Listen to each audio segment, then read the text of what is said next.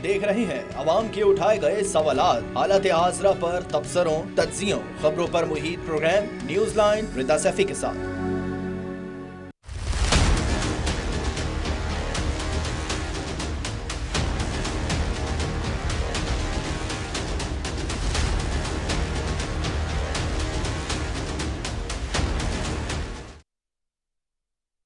अस्सलाम वालेकुम, मैं हूँ रिदा सैफी। शंघाई ताउन तंजीम की मेजबानी पाकिस्तान के लिए एक तारीखी मौका है। इससे पाकिस्तान की इलाकाई असर रसूख में इजाफा होगा। शंघाई ताउन तंजीम में खत्ते के तमाम अहम ममालिक शामिल हैं। तंजीम के 10 मुस्तकिल अरकान में चीन, रूस, Kazakhstan, Kyrgyzstan, Tajikistan, Uzbekistan, Belarus, Pakistan, Bharat और ईरान शामिल हैं, जबकि 2 मुबस्सिर और 14 ममालिक डायलॉग पार्टनर्स हैं। एससीओ में शामिल ममालिक दुनिया की 40% आबादी और जीडीपी का तकरीबन 30% हिस्सा जो है 30% हिस्सा जो है वो रखते हैं। जोग्राफियाई एतबार से एससीओ में शामिल दुनिया ममालिक के तकरीबन 80% रकबे पर मुहित है। पाकिस्तान इस तंजीम में शामिल होकर इलाकाई सियासत में अहम शराकतदार बन गया है। इसलिए शंघाई ताउन तंजीम का सरबराही इजलास पाकिस्तान में मुनक्किद होना बड़े एजाज की बात है। ये इस बात का सबूत है कि बैनुल अक़वामी सतह पर पाकिस्तान की अहमियत को तस्लीम किया जा रहा है। एससीओ के कामयाब इजलास से दुनिया को पैगाम जाएगा कि पाकिस्तान में बदअमनी के हवाले से तासुब पाया जाता है वो हकाइक से मुताबिकत नहीं रखता। इस इजलास के पेश नजर भारतीय वजीर खारजा भी जयशंकर पाकिस्तान में मौजूद हैं। भारत से ताल्लुकात के मुतालिक पाकिस्तान को जो खदशात हैं वो इस इजलास की मदद से दूर किए जा सकते हैं। इस हवाले से पाकिस्तान के साबिक वजीर खारजा और हुकूमत में शामिल जमात पीपल्स पार्टी के चेयरमैन बिलावल भुट्टो ज़रदारी ने हाथ आगे बढ़ाया है। क्या कहा बिलावल साहब ने, आइए सुनते हैं।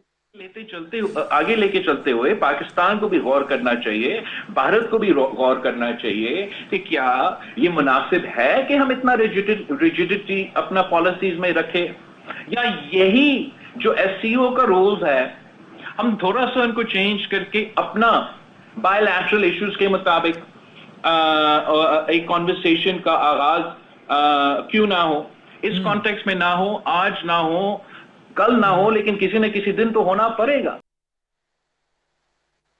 अब सवाल यह है कि भारत की जानिब से जयशंकर किस तर्ज का खिताब करते हैं या मौकिफ अपनाते हैं। दूसरी जानिब भारतीय टीम भी पाकिस्तान आनी है। चैंपियंस ट्रॉफी के लिए से कबल भारतीय वजीर खारजा का पाकिस्तान की सरजमीन पर आना एक मस्बत मैसेज जाता है। दूसरी जानिब जो इस वक्त मुल्क का सबसे बड़ा मसला चल रहा है वो है आईनी तरमीम का मामला। 26वीं आईनी तरमीम की ऊंटनी आइंदा 4-6 दिनों में किसी न किसी करवट बैठ जाएगी। दो ही इम्कानात हैं। एक ये कि तरमीम किसी दरवाजे, खिड़की या दरीचे से रास्ता बनाते हुए इस्लामी जमहूरिया पाकिस्तान के दस्तूर का हिस्सा बन जाए। दूसरा ये कि दरवाजों, दरीचों और दीवारों से सर फोड़ने के बाद खाक बसर वजारत कानून में पड़ी फाइलों के गोरिस्तान का रिस्क हो जाए। डोली उठे या आरती, दोनों सूरतों में एक भूचाल बतौर आएगा। मुस्लिम लीग नून और पीपल्स पार्टी से 18 बरस कबल तय पाने वाले अहदनामे मीसाक जमहूरियत का नामुकम्मल एजेंडा ख्याल करती है, जिस पर मोहतरमा बेनजीर भुट्टो और मियां मोहम्मद नवाज शरीफ ने दस्तखत किए थे। हम मजहती इस्लाहात के इस अहदनामे से इत्तेफाक करते हुए मौलाना फजल रहमान और साबिक वज़ीर आज़म इमरान खान समेत कमोबेश पूरी सियासी क़यादत इसकी तौसीक़ कर चुकी है। आज सवाल बहुत हैं। सबसे पहला ये कि पाकिस्तान के लिए ये इजलास तारीखी है और पाकिस्तान इस इजलास के निकात से क्या क्या फायदा उठा सकता है। दूसरी जहां तक आईनी तरमीम का मामला, इसके लिए 18 अक्टूबर को इजलास बुलाया गया है। अब क्या हुकूमत इस हवाले से पूरी उम्मीद है कि वो इस बार इस किस्म का मुतनाज़ बिल मंजूर करा लेंगे? क्या मौलाना इस बार हुकूमत की बात मानने के लिए तैयार भी होंगे? अगर मौलाना राजी भी हो गए तो वो कौन सी शराइत होंगी जिसको बुनियाद बनाकर हुकूमत मौलाना के सामने अपनी बात मनवाएगी? सवाल ये भी है कि इस बीच पीटीआई के लिए ऑप्शंस क्या बचेंगे? अगर तहरीक इंसाफ धरने की कॉल या सड़कों पर निकलने का इशारा देती है तो हुकूमत एससीओ के इजलास को जवाब बनाकर तहरीक इंसाफ की स्ट्रेटेजी को कुचल डालेगी। साथ साथ पीटीआई की अवामी साख भी मुतासिर होने का खदशा है। इसी सब पर बात करेंगे जी। सबसे पहले मेरे साथ मौजूद हैं सादिक मेमन है, मेरे पीपल्स पार्टी से, और मेरे साथ मौजूद है खेलदास कोहिस्तानी साहब है, एमएनए है मुस्लिम लीग नून से। आप दोनों मौजूद मेहमानों का बेहद शुक्रिया। खेलदास साहब, आपकी तरफ आऊंगी। जयशंकर आ चुके हैं और एससीओ की बात कर रहे हैं। इसके अलावा तमाम तकरीबन ममालिक के इस वक्त तक, अभी जब मैं आपसे बात कर रही हूँ, वफूद पहुंच चुके हैं, उनके सरबराहान भी पहुंच चुके हैं। वजीर आजम इस वक्त इशाइया दे रहे हैं एक निजी होटल में इस्लामाबाद में, اور ادھر تقریباً موجود ہے اب سے کچھ دیر کی یہ اطلاع تھی کہ جی رشیا کا صرف ایک ڈیلیگیشن رہ گیا تھا، لیکن آلموسٹ سب آ گئے. جے شنکر کی جو باڈی لینگویج ہے جس وقت وہ آئے اور جب وزیر اعظم شہباز شریف سے ملے تو وہ بھی ہمیں نظر آئی. کل برکھا دت کی بھی جو ہے ملاقات ہوتی ہے نواز شریف صاحب سے اور مریم نواز صاحبہ سے. تو یہ جو جیسچر ہماری طرف سے جا رہا ہے ایک ہاسپٹیلٹی کا، بینگ اینڈ انڈیا جو کہ ایک ہاسٹائل ہمیشہ سے نیبرہڈ رہا ہے، اس کے باوجود ہم بہت ہاسپٹیلٹی کا، بہت پیشنس کا مظاہرہ کر رہے ہیں. کیا یہ لچک، چونکہ پہلے جب وہ ملے وزیر خارجہ سے تھے بلاول بھٹو زدائی صاحب سے لاسٹ ٹائم مجھے یاد ہے جے شنکر صاحب، تو بہت ہی سپاٹ ان کا چہرہ تھا، کوئی اس کے اوپر ایکسپریشن نہیں تھے. آج ہلکی پھلکی مسکراہٹ ادھر بھی تھی. شہباز شریف صاحب بڑے پرتپاک انداز میں ملے ہیں. تو یہ کیا نیا کوئی باب کھول سکتی ہے ہندوستان کے ساتھ تعلقات اچھے ہوں کرنے کے لیے پاکستان کے؟ دوسرا، کیا انڈیا کو بھی اس بات کا اندازہ ہے کہ اس کے ہاسٹائل رویے سے جو کینیڈا میں ابھی ہوا ہے اس کے ساتھ اور جو دیگر محاذ پر ہو رہا ہے، اسے بھی ضرورت تو ہے اپنے پڑوسی کی؟ جی رضا، بہت شکریہ آپ کا اپنے پروگرام میں مدعو کیا اور میرا پارٹی کا پوائنٹ آف ویو لینے کے لیے. بات یہ کہ جس طرح آپ نے بھی فرمایا یہ پاکستان کے لیے بڑے اعزاز کی بات ہے، اور میں سمجھتا ہوں یہ آج تاریخی موقع ہے کہ یہ جو شنگھائی تعاون تنظیم کا جو سربراہی اجلاس کی پاکستان میزبانی کر رہا ہے، اور اس سے پاکستان کی معیشت، تجارت اور پاکستان جس طرح سفارتی جو پالیسیز ہے، یہ میں سمجھتا ہوں ان کی کامیابی ہے اور پاکستان کو اس سے بڑا فائدہ بھی ہوگا.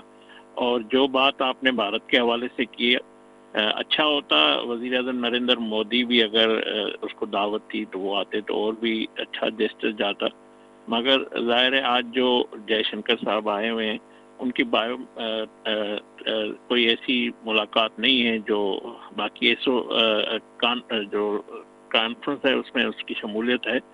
اور میں سمجھتا ہوں جو آپ نے بات کی کہ وزیر اعظم نے گرم جوشی سے استقبال کیا، ہمارے مہمان ہیں اور پاکستان یہ جسٹر ہمیشہ انہوں نے دیا ہے جو ہم اپنے مہمان کی کتنی عزت اور احترام سے پیش آتے ہیں. جس طرح آپ نے کہا کہ بلاول بھٹو صاحب جب گئے تھے تو یہ ان کا ظرف تھا اور یہ ہمارا ظرف ہے، دنیا دیکھ رہی ہے. تو جو میں سمجھتا ہوں پاکستان کی عوام یا بھارت کی عوام، ان کی لوگوں کی تو خواہش ہے، مگر ظاہر اس میں جو سب سے بڑا کشمیر کاز ہے جس کے لیے جس طرح بربریت ہے وہاں پہ بھارت کی جو تسلط ہے، جو کالا قانون ہے، تو یہ سب ڈائلاگ سے بات چیت ہو سکتی ہے. اور پاکستان کا موقف واضح ہے، اقوام متحدہ کی جو قراردادیں وہ بھی واضح ہیں، تو اس پہ بھی عمل ہونا چاہیے.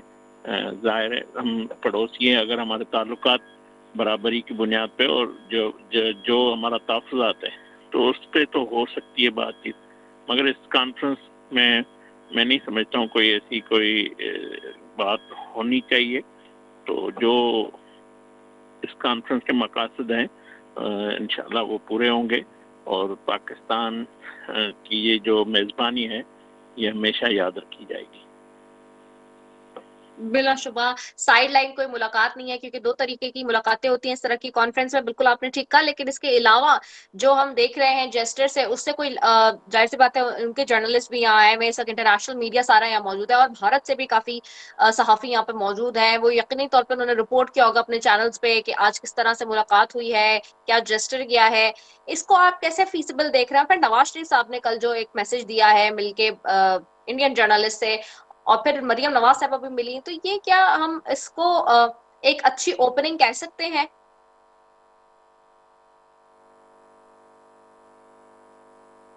جی کھیلدہ صاحب، کھیلدہ صاحب آپ کو میری آواز آ رہی ہے؟ جی دوبارہ اگر سوال کریں. میں نے کہا اس کو، یہ جو اس وقت ساری پوزیشن بنی ہے، اس کو ہم ایک اچھی اوپننگ کہہ سکتے ہیں بھارت کے ساتھ؟ نہیں، یہ اچھا ظاہر جسٹر ہے، اور یہ میں نے جس طرح کہا کہ دونوں دیشوں کی جو عوام ہے وہ بھی چاہتی ہے، مگر ظاہر ہے ایک ہمارے ایک بہت سی دوریاں ہیں اس وقت. تو اس میں میرے خیال میں یہ جو کانفرنس ہے اس سے کوئی آج کوئی بات ہو نہ ہو، کل ہو نہ ہو، مگر اس سے مستقل کے لیے اچھا ایک پیغام بھی آ سکتا ہے اس ملاقات سے، اس کانفرنس سے. تو جو بات हमें भूलनी नहीं चाहिए। एज ए पाकिस्तानी हम समझते हैं जो कश्मीर में तसल्लुत है, उनको जो जबर है, ये हमारी पहली रेड लाइन है कश्मीर। तो जब बातचीत होती है तो ज़ाहिर है दोनों मुल्कों के दरमियान ये तहफ़्फ़ुज़ात और ये हमारी रेड लाइन है, बिल्कुल कश्मीर हमारी रेड लाइन है, इसे नहीं भूलना चाहिए। बहुत अच्छी बात आपने की है। मैं सादिक मेमन साहब आपकी तरफ आऊंगी। सादिक मेमन साहब, सीओ है, सेट सज चुका है, तकरीबन तमाम ही डेलीगेशंस आ चुके हैं, सरबराहान वफूद की अपनी जो है वो नुमाइंदगी कर रहे हैं, इस वक्त शाइया चल रहा है वजीर आजम का। आप पीपल्स पार्टी इसको कैसे देख रही है? बिलावल साहब का मैंने भी एक शॉर्ट भी सुनाया, उन्होंने भी कहा कि जेस्चर अच्छा है इंडियन एफएम यहाँ पे, और बहुत अच्छा होता कि अगर नरेंद्र मोदी साहब भी आते।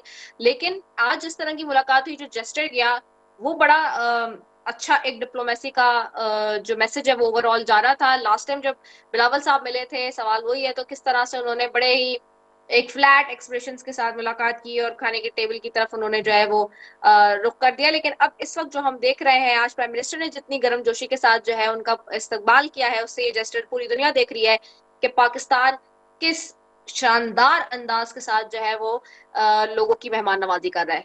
क्या कहेंगे? अस्सलाम वालेकुम। सबसे पहले तो आपका शुक्रिया कि आपने प्रोग्राम में मदद किया। देखिए, मैं समझता हूँ कि ये जो आज भारत का रिएक्शन है, इसकी सबसे बड़ी वजूहात जो है वो उनके इंटरनल इलेक्शंस भी हैं।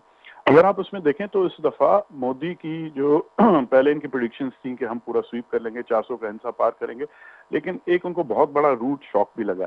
जिस तरह की उन्होंने ये पॉलिसी पिछले 10 साल में अपनाई, जिसमें शिद्दत पसंदी को उन्होंने हवा दी और हिंदुत्व के नाम पे उन्होंने लोगों में नफरत मुसलमानों के लिए या दूसरी माइनॉरिटीज के लिए जिस तरह का उन्होंने ये सारा सिस्टम बनाया, तो वो मैं समझता हूँ कि अब वो चीज़ उसके खिलाफ हो रही थी। इसके बाद जो उन्होंने कश्मीर में इतनी बड़ी नाइंसाफी की, वो उन्होंने आर्टिकल 370 जो रिवोक किया और कश्मीरियों के हक सलब किए, और जिस तरह से अभी उनको बदतरीन वहाँ पे शिकस्त का सामना पड़ रहा है, एक तो ये उनकी पॉलिसी सारी की सारी नाकाम हो चुकी है, ये भी उनको अच्छी तरीके से वाज़ेह हो चुका है और मजबूर हो चुके हैं कि अपने इत्तेहादियों के साथ वहाँ पे जो हुकूमत बनाए।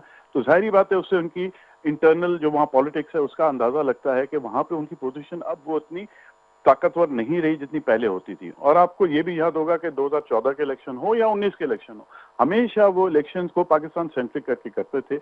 उसमें पाकिस्तान के जो पुलवामा अटैक उसका शोशा होता था, कभी अभिनंदन वाला होता था, और किस तरह के वो खतरनाक और बड़े अजीब किस्म के बयानात पाकिस्तान के खिलाफ, जैसे वो जंग की उस चीज़ को हवा देने की कोशिश कर रहे होते थे।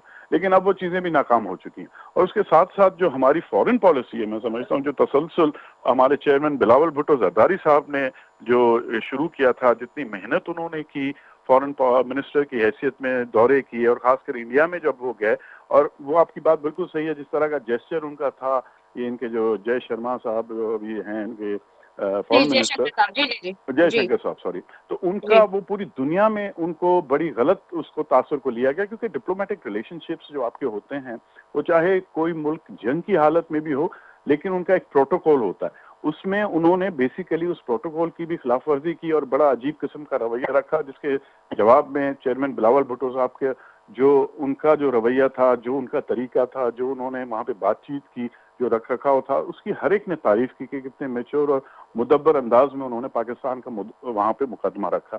तो मैं समझता हूँ ये फॉरेन ऑफिस की हमारी पूरी एक तसलसल है। उसके साथ साथ अब जब ये हुकूमत आई है, उसमें भी इंडिया की पॉलिसी यही रही थी कि पाकिस्तान को आइसोलेशन की तरफ लिया जाए। हर जगह पे उन्होंने वहाँ पे चाहे यूएन हो, अमेरिका हो, इंग्लैंड हो, या हर जगह पे उन्होंने कोशिश की कि उनका मेन मकसद था कि पाकिस्तान को हर तरह से आइसोलेशन में रखें। जैसे फैटफ में उन्होंने हरकत करने की कोशिश की है, दूसरी चीज़ें की, लेकिन अल्लाह का लाख लाख एहसान है कि ये हुकूमत और उसमें पीपल्स पार्टी की कंट्रीब्यूशन थी जो साथ लेकर चले, और हमारी आर्मी की लीडरशिप भी उसमें उन्होंने बहुत बड़ा किरदार अदा किया। इतनी सख्त माशी तकालीफ के बावजूद जो इंटरनल हमारे लिए उन्होंने मसले बलूचिस्तान में खड़े किए, कश्मीर में खड़े किए, अफगानिस्तान के थ्रू हमारे ऊपर काफ़ी उन्होंने ये जो प्रॉक्सीज के जरिए ये सारा यहाँ पे डिस्टर्बेंस करने की कोशिश की, और पाकिस्तान को एक फेल्ड स्टेट खुदा न खास्ता की हैसियत में दुनिया के सामने पेश करने की जो उन्होंने साजिश की, वो अब लगता है कि बुरी तरह से नाकाम भी हो चुकी है और वो एक्सपोज भी हो चुके हैं। उसमें आपको याद होगा कि अभी कुछ महीने पहले एक बहुत बड़ी रिपोर्ट भी आई थी कि इंडियन स्पॉन्सर्ड किलिंग्स हुई थी पाकिस्तान में, जो कि एक बहुत बड़ी एम्बैरेसमेंट उनके लिए है।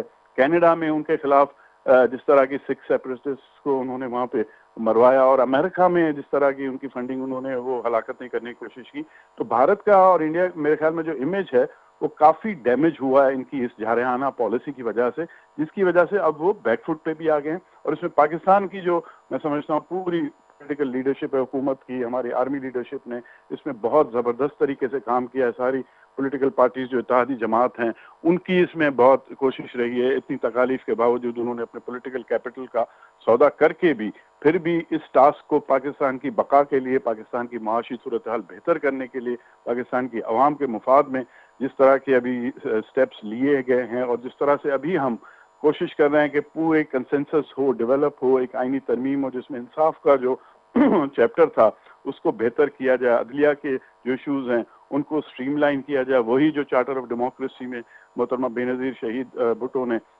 کیا تھا سائن، اس مشن کو اکمپلش کرنے کے لیے جو سارا اتحادی جماعت اور خاص کر پیپلز پارٹی اس میں لیڈ کر رہی ہے. تو میں سمجھتا ہوں کہ یہ اس پالیسی کی ایک کامیابی کا ایک اہم اس میں مائل سٹون ہے کہ یہ جو شنگھائی کانفرنس ہو رہی ہے، آئسولیشن جیسے ختم ہو چکی ہے، 14 ممالک آپ نے بتایا یہاں پہ آ رہے ہیں.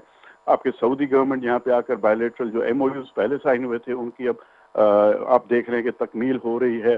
ٹرکی یہاں پہ آ رہا ہے، تو روس کی یہاں پہ ڈیلیگیشن آ رہی ہیں. تو اس طرح سے آپ کو پتہ چل رہا ہے کہ سارے دوست ممالک ہیں، انہوں نے ہماری اتنی سپورٹ کی، وہ ہر طرح سے پاکستان کے ساتھ ہیں. تو میں سمجھتا ہوں یہ پاکستان کے آئندہ مستقبل کے لیے نہ صرف معاشی حساب سے لیکن سیاسی حوالے سے بھی کافی اسٹیبلٹی اب آ بھی رہی ہے. لوگوں کو یہ جو پی ٹی آئی کا جو ان کا جو ایک گروہ ہے جس میں وہ تشدد پسند سیاست کرنا چاہتے ہیں اور پاکستان کو ترقی کی راہ سے دور کرنا چاہتے ہیں، تو وہ سب لوگوں کے آگے آہستہ آہستہ ان کا چہرہ بھی عیاں ہو رہا ہے.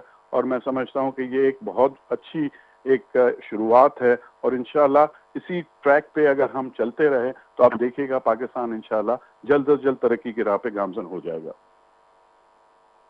ٹھیک ہو گیا ہے. میں نے یہاں ایک بریک لینا ہے، شارٹ کمرشل بریک ہے ناظرین، اس کے بعد واپس آ رہے ہیں. Stay tune.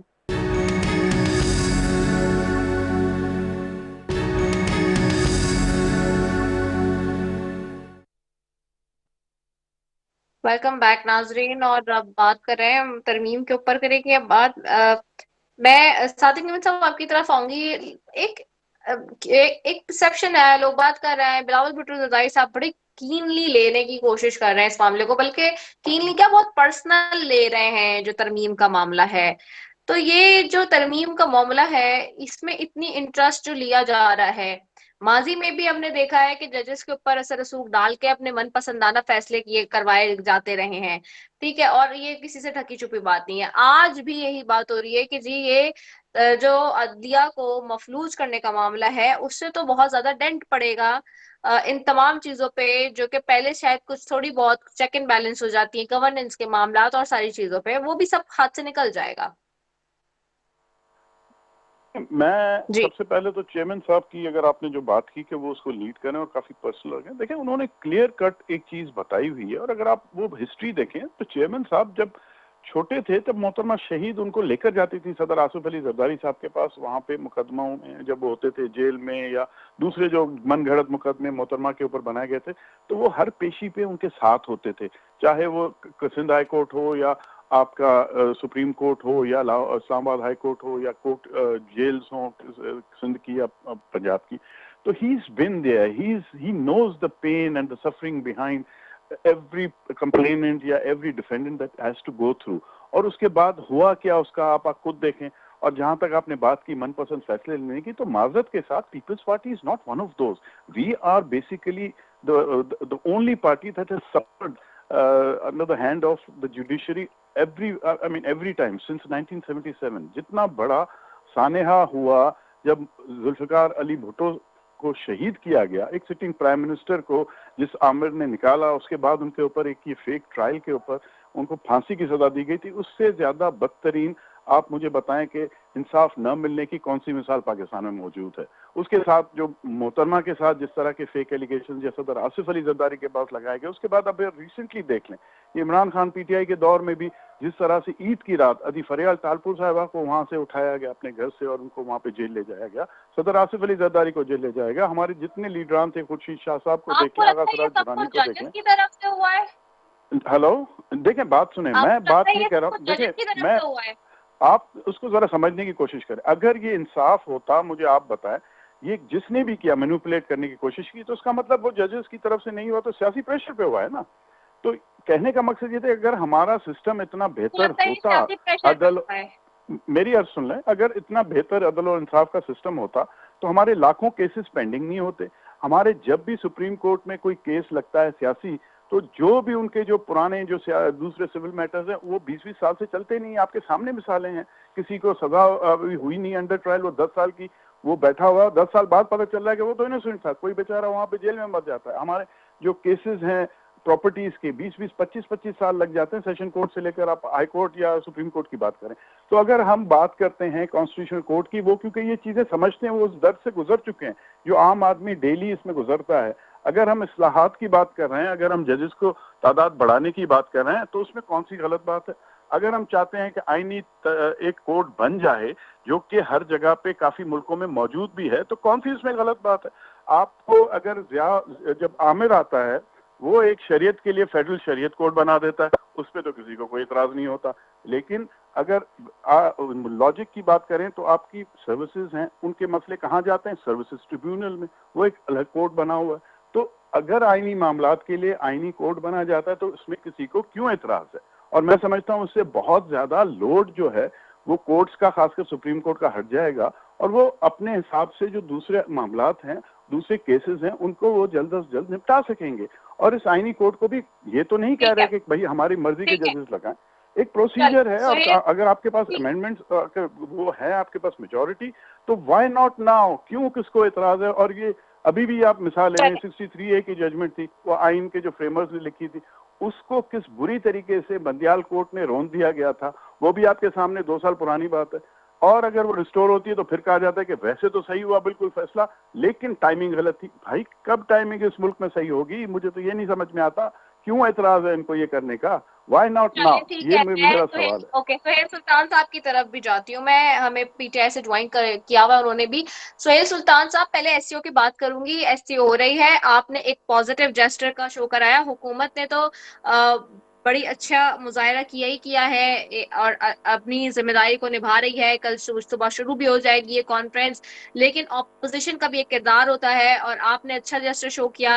Head of states हैं 9 ममालिक के, इस वक्त 14 ममालिक के वफूद यहाँ मौजूद है और ऐसी सिचुएशन में आपने अपने प्रोटेस्ट को जो है वो बैक फॉरवर्ड पे ले जाकर उसको पोस्टपोन किया। ये एक खुशाइन जेस्टर था और इसकी तारीफ होनी चाहिए हुकूमत के साथ साथ ऑपोजिशन की भी। हैविंग सेड दैट, आप इसको कैसे देखते हैं? पाकिस्तान की अब खत्ते में और ओवरऑल दुनिया में पोजीशन को कैसे देख रहे हैं एससीओ को लेके? देखिए, एससीओ जो था, इसमें हमारा जो किरदार था वो ये था कि उस वक्त हम ये नहीं चाहते थे कि मुल्क में एक एहतजाज हो जिससे पाकिस्तान की निगेटिव और इमेज बिल्डअप हो, जिससे पाकिस्तान की निगेटिव इमेज जाए। तो इसी वजह से हमने एहतजाज पोस्टपोन किया। मगर हम एहतजाज क्यों कर रहे थे, ये भी सोचने की बात है और ये भी पूछने की बात है। हम एहतजाज क्यों कर रहे थे? हम एहतजाज इसलिए कर रहे थे क्योंकि हमारा लीडर इमरान खान जो कि नाहक कैद में है, उसकी मुलाकात पर पाबंदी लगाई गई है 18 अक्टूबर तक। हमारा ये मुतालबा है कि हमें सिर्फ एक्सेस दी जाए हमारे डॉक्टर्स को, कि डॉक्टर इमरान खान साहब का मुआयना करें और इसके साथ साथ उसकी बहनें जो है वो उनसे मुलाकात करें, उनको देखें क्या उनके हमारे जो खदशात हैं वो उनसे मिले और वो दूर हो। और वो तो अब तक हमारा मुतालबा नहीं माना गया है। तो हमारा जो जायज मुतालबा था वो अब तक पूरा नहीं हुआ और हमने मुल्क की वसी तर मफाद में अपना प्रोटेस्ट जो है वो पोस्टपोन कर दिया। तो हम गुड सर हुकूमत को भी गुड जस्टिस देनी चाहिए थी और इमरान खान साहब के साथ जो मुलाकात है उनकी बहनों की या उनकी लीडरशिप की पीटीआई की, उनको करानी चाहिए थी। और मुल्क की मफाद में एससीओ जो है, इस तरह की दूसरी जो भी चीजें होगी उनको हम सपोर्ट करेंगे। क्यों नहीं सपोर्ट करेंगे? क्योंकि पीटीआई ही मुल्क की वो वाहिद अक्सरियती जमात है जिनको मुल्क के करोड़ों अवाम जो है वो सपोर्ट भी कर रहे हैं, जिनको मुल्क को करोड़ों लोगों ने वोट भी दिया है। और आपको पता है कि मुल्क में इस वक्त पार्लियामेंट में अक्सरियती जमात ही पाकिस्तान तहरीक इंसाफ है।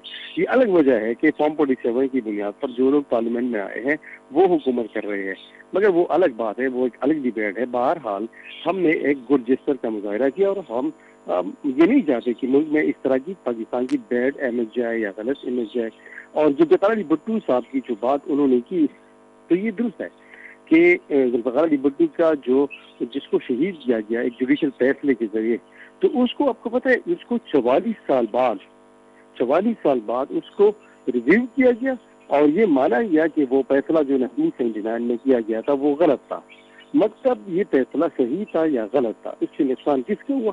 पाकिस्तान के अवाम का हुआ, क्योंकि पाकिस्तान के अवाम जिसको एक अच्छा लीडर मिला था वो तो उस दुनिया में नहीं रही, वो तो शहीद की गई। तो क्या ये चीजें हम दोबारा रिपीट करने की पोजीशन में है? बिल्कुल नहीं है। हम इस चीजों के मुतहम्मिल नहीं हो सकते, क्योंकि लीडर बार बार पैदा नहीं होते। लीडर एक बार पैदा होता है, बहुत साल बाद पैदा होते हैं। तो ये एक मौका है हमारे लिए। अल्लाह ताला ने हमें इस वक्त एक लीडर दिया है, इमरान खान, जिसको नाहक जेल में बंद किया हुआ है, जिस पर नाहक केसेस बनाए गए हैं और उनको मुलाकात की इजाजत तक नहीं है, उनकी बहनों को उनकी रसाई तक नहीं है। तो क्या अगर ये मुल्क में इंसाफ का निजाम नहीं चलेगा तो मुल्क को तो फिर अल्लाह ही हाफिज है। अच्छा सुहेल सुल्तान साहब, मुझे एक वेरी क्विकली बता दें, मैं सादिक मेमन साहब से भी यही सवाल मेरा करूंगी और फिर मुझे क्लोजिंग में भी जाना है। क्या 26वीं आईनी तरमीम 18वीं तरमीम की तरह बैगेज होगी क्या पाकिस्तान के आइन पे? क्योंकि मुक्तदर हल्के, जो ताकतवर हल्के हैं, जिन्होंने कल ये फैसले किए थे कि जो 18वीं तरमीम हो जाए, सदर जरदारी के इस फैसले को उन्होंने किया था, आज वही मुक्तदर हल्के जो है वो उसको बैशिंग करते हैं, क्रिटिसाइज करते हैं, कहते हैं इट्स अ बैगेज। तो क्या 26वीं आईनी तरमीम पे अगर ये करा लेते हैं तो बाद में जाके इसको भी बैगेज कहा जाएगा? देखिए, मैं आपको बहुत जरूरी बात बताना चाहता हूँ। 18वीं तरमीम जो थी वो सारी जमातों की कामयाबी वो करार दे रहे, हम भी मान रहे हैं कि वो एक बहुत बड़ी कामयाबी थी। वो इसलिए बड़ी कामयाबी थी कि उस पर कंसेंसस डेवलप किया गया था, उस पर डिबेट हुई थी, उस पर ओपन डिबेट हुई थी। सारी पार्टीज ने मिल बैठकर 9 महीने लगा के एक पार्लिमानी कमेटी बना के पार्लियामेंट के सामने मुसविदा रख के पार्लियामेंट में बहस के बाद एक 18वीं तरमीम जो है वो मंजूर कराई गई। इसी वजह से वो हम उसको एक कामयाब अमेंडमेंट कह रहे हैं, क्योंकि सारी जमातों की इसमें इनपुट थी, सारी जमातों को उन कमेटी में शामिल किया गया था। अब ये जो कर रहे हैं, आपने वज़ीर कानून साहब की स्टेटमेंट पढ़ी थी, वो कह रहे थे वो ला रही है दिल्ली असेंबली में, वो खुद कह रहे हैं कि मुझे अभी उसकी कापी मिली है। मतलब उसको पता नहीं है, किसी को पता नहीं है कि असल मुसव्विरा किसके पास है। वज़ीर कानून साहब को पता नहीं है, वज़ीर दाखिला साहब को पता नहीं है, वज़ीर दिफा साहब को पता नहीं है, कैबिनेट मेंबर्स को पता नहीं है, अपोजिशन को वो कोई और चीज दे रहे हैं। मेरा ये ख्याल है कि जो भी तरमीम हो उस पर पार्लियामेंट में ओपन डिबेट होनी चाहिए, वो पार्लियामेंट के सामने रखनी चाहिए। पार्लियामेंट जो है लॉ मेकिंग बॉडी है, अगर लॉ मेकिंग बॉडी इसको किसी को पता नहीं है, अगर किसी को पता नहीं है। समझ गई सादिक मेमन साहब, हाँ या ना में? सादिक मेमन साहब आपको आवाज आ रही है? अच्छा, सादिक मेमन साहब की आवाज नहीं, मैंने क्लोजिंग की तरफ जाना। बहुत शुक्रिया सुहेल सुल्तान साहब आपका, खेला साहब आपका, सादिक मेमन साहब आपका, तीनों मौजूद मेहमानों का शुक्रिया। नाज़रीन, इसके साथ अपनी मेजबान रफ़ीक को दीजिए इजाजत। पाकिस्तान जिंदाबाद।